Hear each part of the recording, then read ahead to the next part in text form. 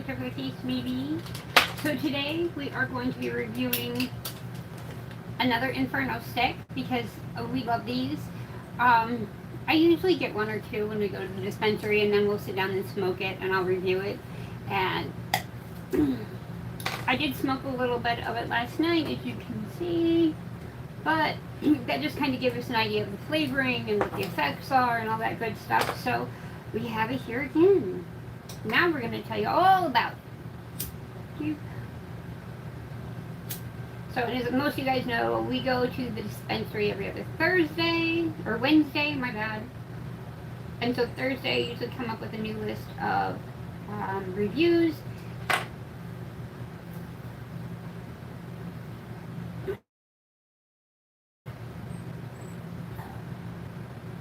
So we have those reviews. This week I decided to cut our cannabis order in half and order from half of it, well, kind of under half of it from the local dispensary here in Arizona, and then online, because I want to show you guys a few things with it. First of all, it is actually cheaper. Second of all, the testing is actually kind of better. So I'm kind of looking at this going, I don't want to shit on my dispensaries here in Arizona, but it's time we start looking at the carcinogens and these testing reports and growing methods and all that other stuff. So that's basically where we're looking at it.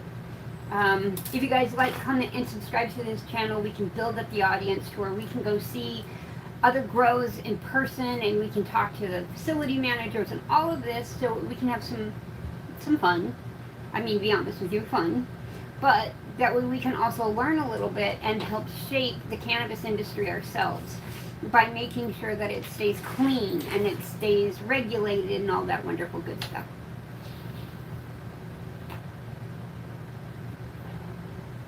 Oh, it's so good. I don't understand. So good. So, we're going to go ahead and do, I'm going to go ahead and do the haul first, which is not normally, so we're going to try it a little different today, since I have it all right here in front of me. So, if you guys have been watching me for a little while, you'll know that I'm trying to find a way to make cannabis a little bit more affordable for our house. There's two of us here, there's both of us smoke. We kind of, he likes flower more than I do. I like concentrate more than he does. We both use the edibles. So let's just do this. So let's see here. We have black sugar pre-rolls. You have 8 full 1 gram pre-rolls in the bag, which means you have 8 grams of cannabis for this little bag. So if you're willing to do like shake and this kind of a thing, if you buy it on a Wednesday, at least when I buy it on Wednesdays, let's try it that way. When I buy them on Wednesdays, it costs me just under $12 for this. So $12 for 8 grams is pretty worth it to me. And my husband doesn't mind, he likes it. But we're also going to be putting in a flower order at another online dispensary and see what they do. So they sell the cannabis by the ounce. So we'll be buying an ounce of cannabis when we do this.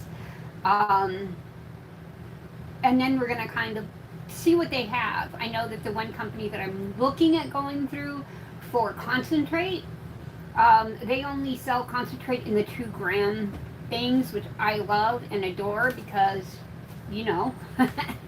So, yeah.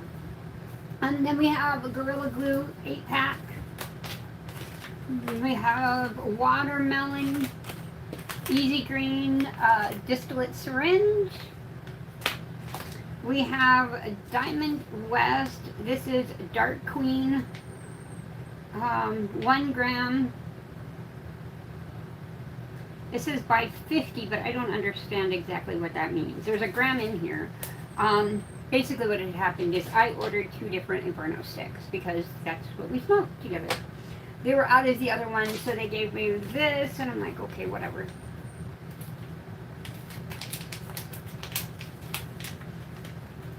But this is just one little pre-roll. And we'll probably smoke it together. Like a lot of these that we do like this, we smoke together. We got Easy Greens, we got Designs. Then we've got Girl Scout cookies. We have not had Girl Scout cookies in quite some time, so I decided we're going to pick that one up.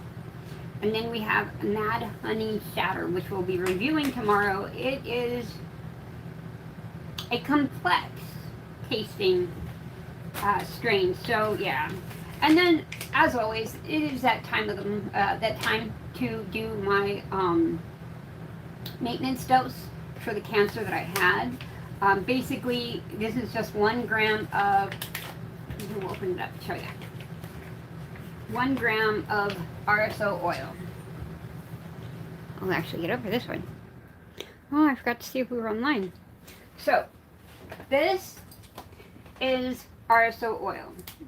Frank Simpson oil. I'm trying to say this quietly or quickly.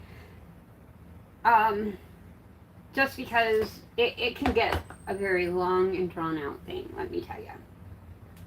So, when I was diagnosed with bladder cancer for the last time, that was my fourth battle with cancer, I decided, screw this, I'm not doing this anymore. I found some really cool I found some really cool information online about Rick Simpson oil. And then I read the book, Running from the Cure, and it is a really good book. I think we're going to be reading that here soon. I'm having a really hard time with The Emperor Wears No Clothes because it's so much information. So we will be getting back to it, but I have to figure out another way of doing it. There's just way more information in the book than what I had anticipated. So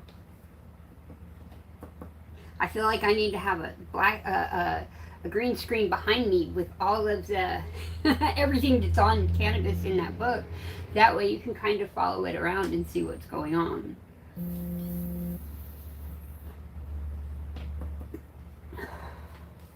So, to go with the weed review or the weed haul, one of the things I like to do is give you guys a price of things so that way you know what we got and how to do this. So, think of it as that weekend coupon her that goes and gets their free groceries because they spend so much time doing this. So, we actually had some really good deals yesterday. So, I got the Rick Simpson oil yesterday for $18.82. Amazing. Absolutely adore that. I can't find these things for less than $30. It's just really hard. Rick Simpson oil, especially when it's this dark oil like this, you do not smoke it. Please do not smoke it. You eat it, and it's going to taste like shit, and I'm sorry to tell you that. What you're going to do is you're going to heat up this little syringe here, and then you're going to get yourself a little cup from one of your other concentrate containers. I'm going to warm it up so I can actually push it through the syringe because it's really, really thick. I'm going to put my desired amount in the bottom of this container. What is my desired amount? Half of it. What should your desired amount be? Depending on if you've ever done this before. If you have never used Rick Simpson oil before, first read about it, please, because there's a lot to do with Rick Simpson oil. And then you take this little cup and you put it in the freezer. Literally in the freezer. You let it get good and solid. And I mean that. Then what you're going to do is you're going to take something with a kind of a pointed edge, kind of like my little dab stick here, and I'm going to stick it into this container and pull out the frozen RSO oil. You with me? Then what we're going to do is we're going to put it in our mouth and swallow it as fast as we can. And it's going to taste like shit. Just going to put it out there. It's not going to be tasting very great. I have used Rick Simpson oil. I mean, I used 100 grams of Rick Simpson oil when I first found out that I had cancer. It cleared it up. It was great. But I had already had damage from using Western medicine, big pharma medicine, to cure the other cancers. So I don't have a bladder anymore. That being said, I don't have an ostomy bag per se. The advances in today's modern medicine, which is amazing. My urologist doctor, he was able to pull out my bladder, pull out part of my intestines, make another bladder or an Indiana pouch out of my intestines, and he put it back in my body, and then there's a stoma right here, and that's where I go to the bathroom from. So I have to put a tube in, a catheter, and you go to the bathroom. So I'm just trying to help some of you guys not get to that point, because this shuts your radiation and chemotherapy can shut your bladder down. It really can. It can make things really hard. You can develop something called interstitial cystitis, which is extremely painful. And it's always there. It doesn't ever go away. And it's 10 times worse when you have an infection or you have a catheter in. It's one of those things that I had to have a catheter in so many times going home from the hospital because of infection and my bladder didn't want to work, that I couldn't do it anymore. I was freaking done. I mean, I was going into sepsis and I was accepting it. I was like, it's fine. I'm done. We're good. It's okay. We got this. And then I learned about all of this, and I'm like, okay, maybe I can do this. Maybe it's okay. And my husband and I, we just started hitting the books, started learning a little bit more, and it does really, really help. And what I normally tell patients is, don't stop your treatments. Don't stop them if you don't want to stop them.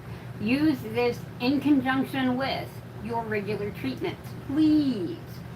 I am not advocating that anybody stop their medical treatments. I am not saying that. It was my decision, and it was right for me to do that. You guys have to do that. That's your decision, okay? I had pain medicine. It was bad. I ended up on a cathetered medicine balls that I had to use, and you had to have a PICC line for that, and I had that, and I was sick, and it was so bad, let me tell you. I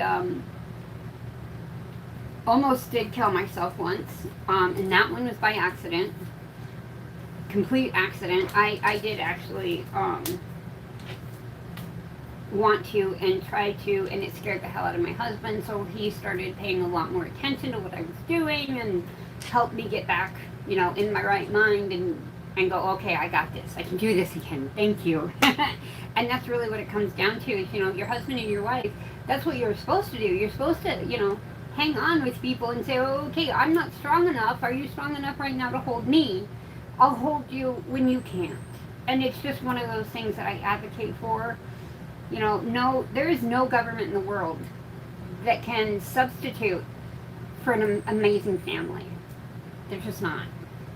I don't care what you say. So, that's how you use your Cannabis oil. That is the fun part. With all of this yesterday, I spent $128. I saved $95.18, and then I had to do a bank fee of $3.50 because I always do it online. It makes it easier. My husband doesn't have to worry about paying for it. I already take care of all of it. Oh yeah, it was that one.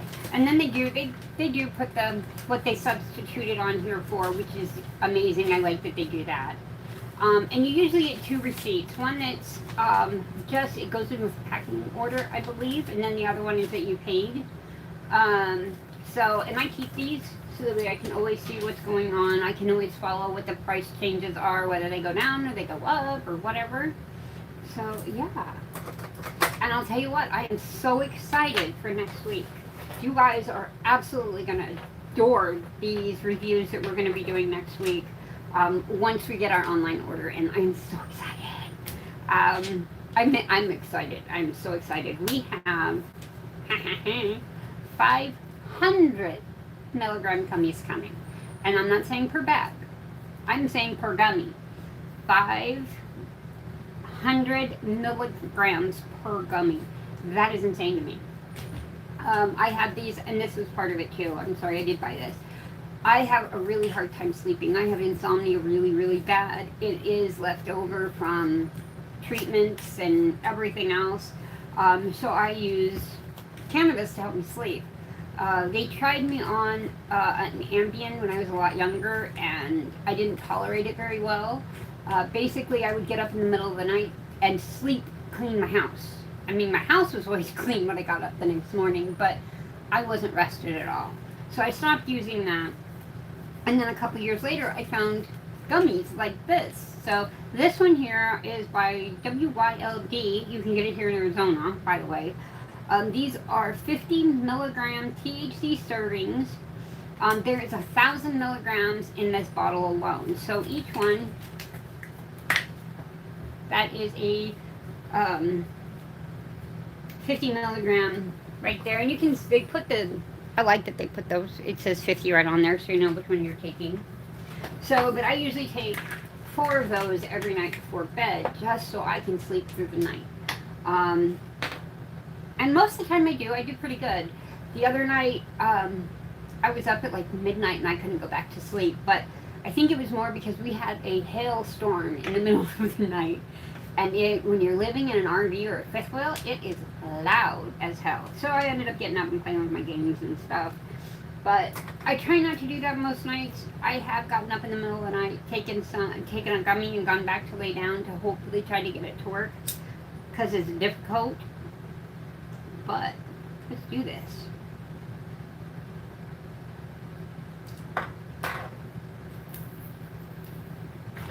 Okay, let's do this review. As always, guys, fuck cancer, fuck anxiety, fuck depression, in with the good and out with the bad.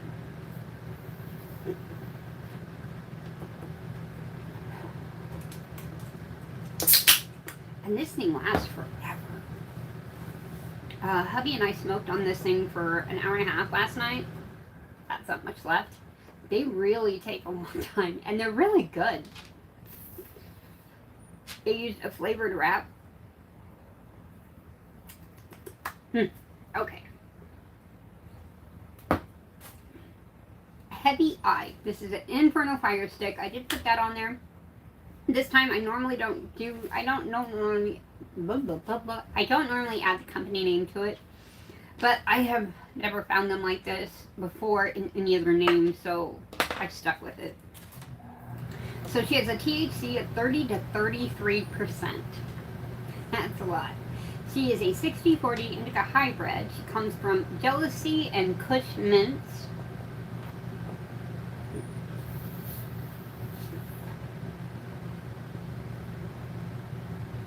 So her flavors are earthy, diesel, menthol, and fresh spearmint.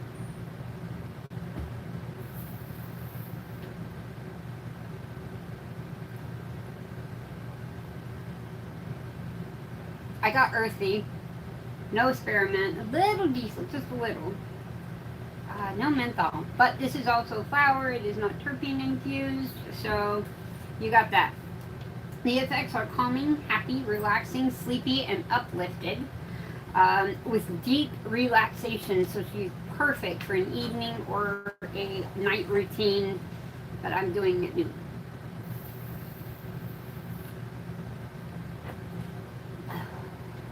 Whew. She's a well-balanced bud, offering a soaring high with calming effects that are best suited for evening and late night routines. Offers a fast sleep evening and night, shutting up the narrator. People have asked me about that before. The narrator is that voice in the back of your head that won't shut up. And she tells you everything you've done wrong and how you need to fix it all. And she only comes out at nighttime when you're trying to close your eyes to go to bed. Well, mine's a girl. Could be a boy. However you want to do it. And just, I mean, it'll actually go, when you were 11 years old, you did da-da-da. Like, I don't care anymore. I was 11. But that narrator for me just keeps acting up and wanting to talk and wanting to be friends, you know, just like with Ed recently. Eating disorder, for those of you that don't understand, has been like boop, boop, boop at my ear too, and I'm really trying to fight him off. I think it's working some. I was able to find some, you know, good snacks that I could eat during the day that wouldn't, like, upset me as much, like cottage cheese and fruit and whatnot. But every now and again, I get Ed back there saying, honey child, you're fat. And what I should be saying is, I don't care. I'm married, I'm happy, I don't need to prove anything to anybody else. I don't care. But that is so hard for somebody that has an eating disorder. Let me tell you, I can say it all day long. That's just like with somebody with anxiety. If somebody that doesn't have anxiety comes to me and says, well, just deal with it, I'm going to tell them, dude, it doesn't work that way. I tell my husband that all the time. I know the definition of anxiety, and that is the worst possible case scenario that will more than likely never happen. Never once happen. But you're making it out to be this villain in your head that you're afraid of. But you know it's not going to happen.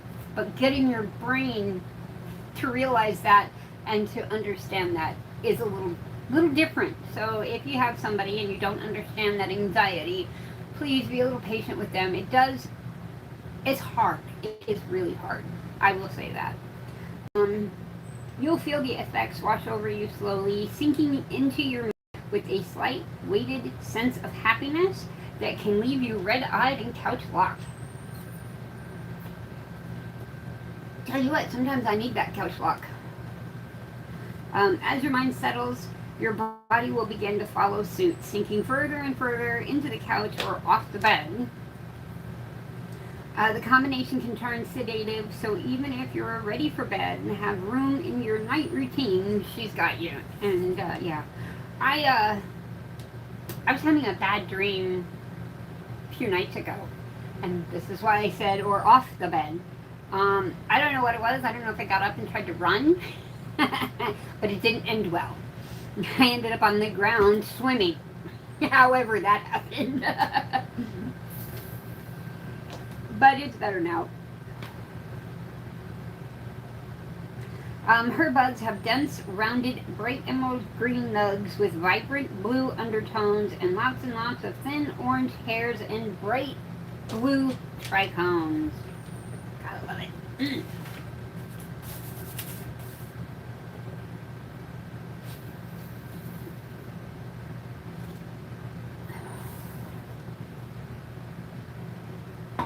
Okay, so now we have cannabis in the 1830s. In the 1820s, it was starting to make its round into that medical. We started seeing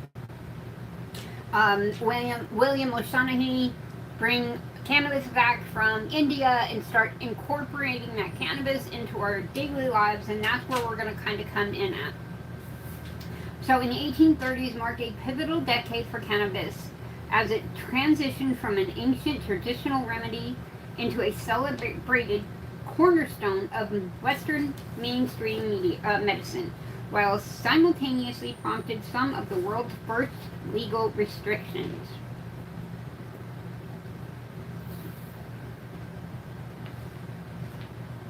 I don't know, I think of, the 1830s, and I'm like, I guess they had like a newspaper, didn't they? I mean, I have to go back and look because I never even thought about it. But how would they have known without the publications in some of these, without doctors doing it? That's my question.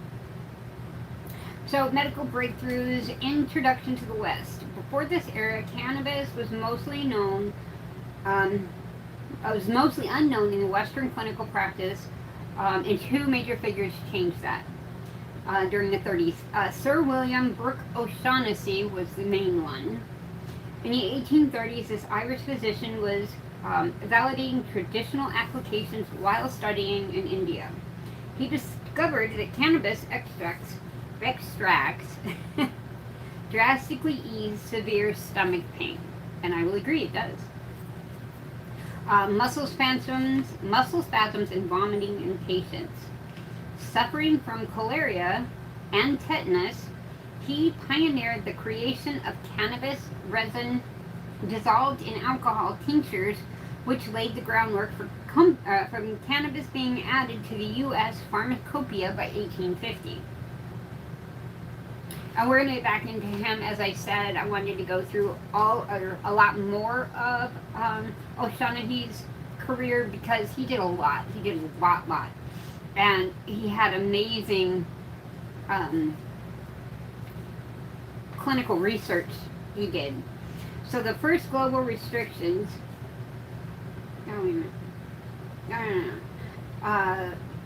Then we have Jacques Joseph Moreno. During his travels through North Africa in the 1830s, the French psychiatrist began documenting the psychological effects of hashish, or cannabis resin.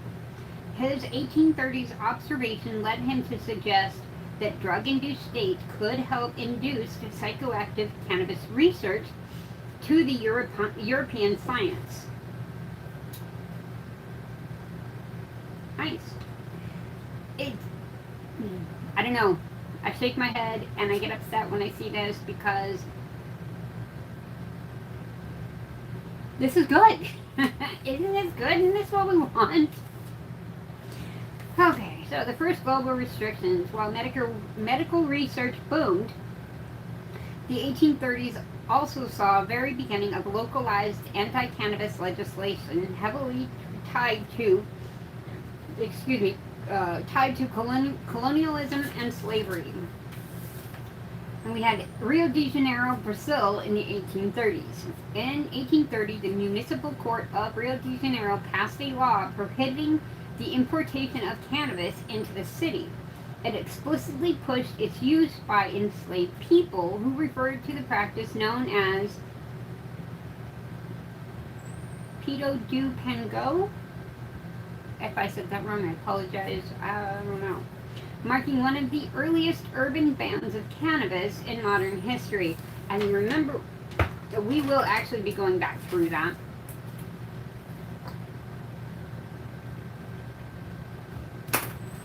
Sir William Brooke O'Shaughnessy. He was born in 1809 and died in 1889. He was a brilliant Irish physician and scientist whose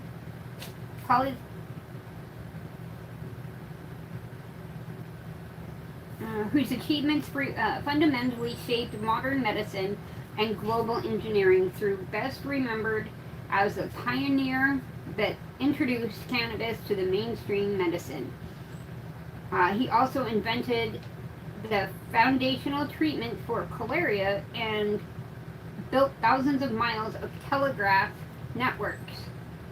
Yeah, that one threw me off. I'm like, okay, he's a physician. Okay, cool.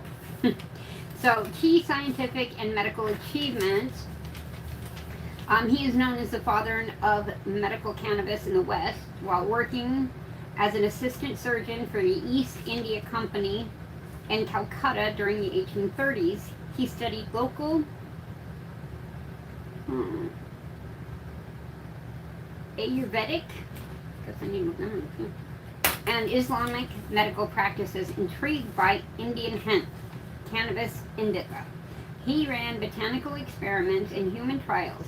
He proved cannabis extracts could treat acute pain, muscle spasms, and severe convulsions associated with fatal diseases such as tetanus, rabies, cholera, and epilepsy. In 1842, he brought cannabis extracts back to England. He also invented intravenous IV saline therapy. Decades before his cannabis research, a massive cholera pandemic hit Europe in 1831. A young William analyzed the blood and stool of dying victims, and he discovered they were all losing massive amounts of water and essential salts. He pushed a landmark proposal in Lancet Journal suggesting doctors inject sterile salt water directly into the veins. This revolutionary concept laid in groundwork for the modern IV therapy. 1830.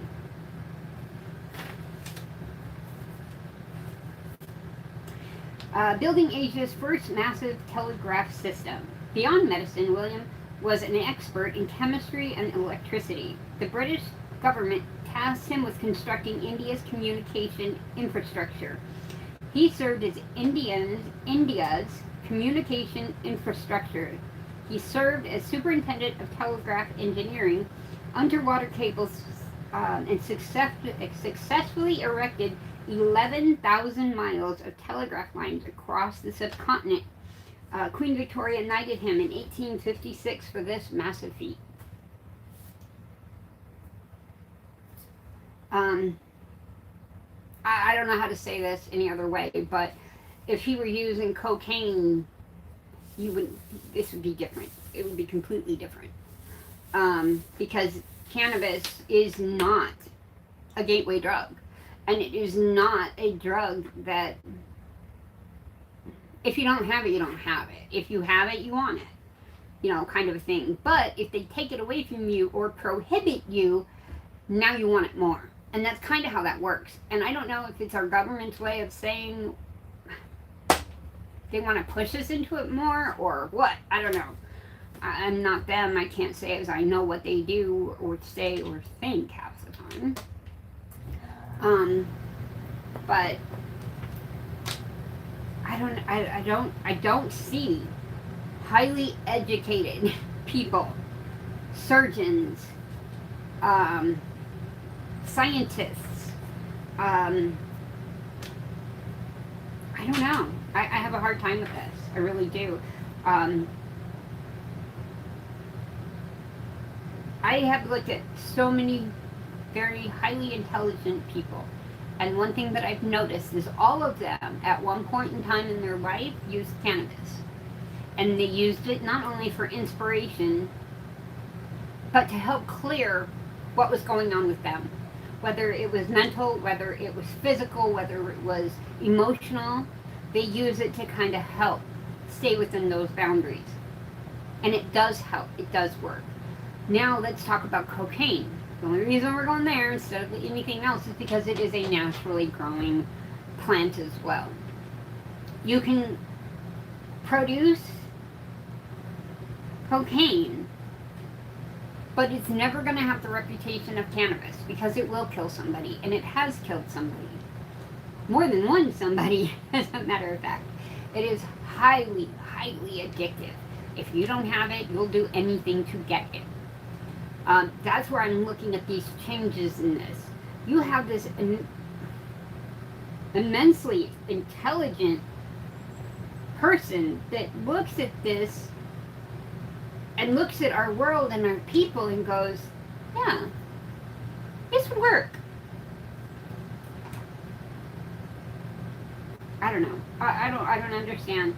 I have been putting this on my channel for a while now. We've been going back and forth talking about cannabis and history. I want to do a little bit of cannabis in the future coming up. But every time I go through all of these things, the things that I'm coming up with in history are good. They're good things. I guess I need to do a search for bad things of cannabis in these years. Maybe I will. That kind of sounds interesting. But the guy that is the modern father of cannabis, I mean, look at everything that he's done, and there's so much more. I couldn't put it all in here and keep it a decent show. But he has done so many things to help not only mankind and our companies, but around the world. It's amazing that this is happening. And it happened here. And then it just all went away. Nobody knew. All of a sudden, we're changing history to delete cannabis altogether. Whether it's good, bad, or indifferent. We can't do that. We gotta delete that. Because I never heard about Napoleon and cannabis. He's in here. I did hear about Lincoln, Washington with cannabis, but never in school. I didn't learn that till later.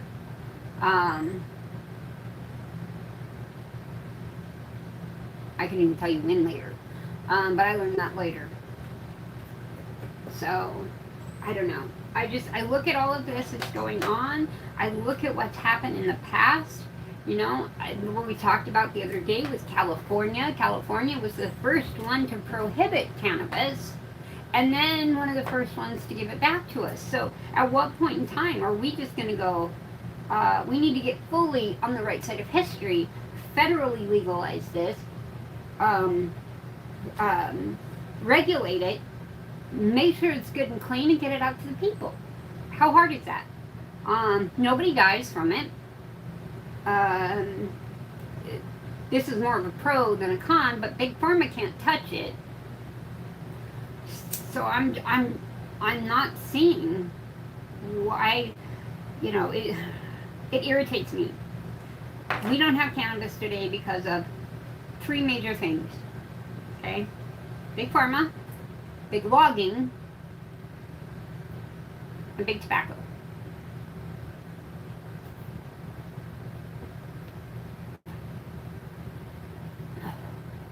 But when we go over the future and start looking at the future of cannabis, what you're going to find out is maybe not DuPont, but big alcohol, big tobacco, big pharma are all going to be using derivatives of cannabis. I guarantee it. I'm hoping big pharma doesn't do that anytime soon. I really don't. I don't trust them for the most part with it. And there's so many different aspects of cannabis. It just, I mean, this book is a year old, and and I'm still learning every day. So yeah, that's what we're looking at. Hopefully within the Monday, I'm hoping Monday, we will do another weed haul. We're going to do it with edibles this time. Obviously, the 500 milligram edibles will be coming. I can't wait. Yeah.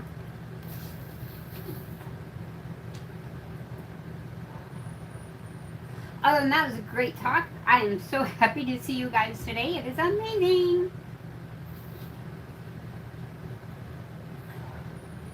Don't forget to like, comment, and subscribe to this video so that we can get moving on up here and yeah, get some better content going on. That would make me absolutely enjoyed. I would love to go to a couple dispensaries and kind of show you guys around a little bit, but we'll see if that ever happens. However, as always, mad love. Here it comes. Hi. Come in. Mom. He's like, no, I'm not getting up there, Mom. Mad love as always, and we'll see you in the next video.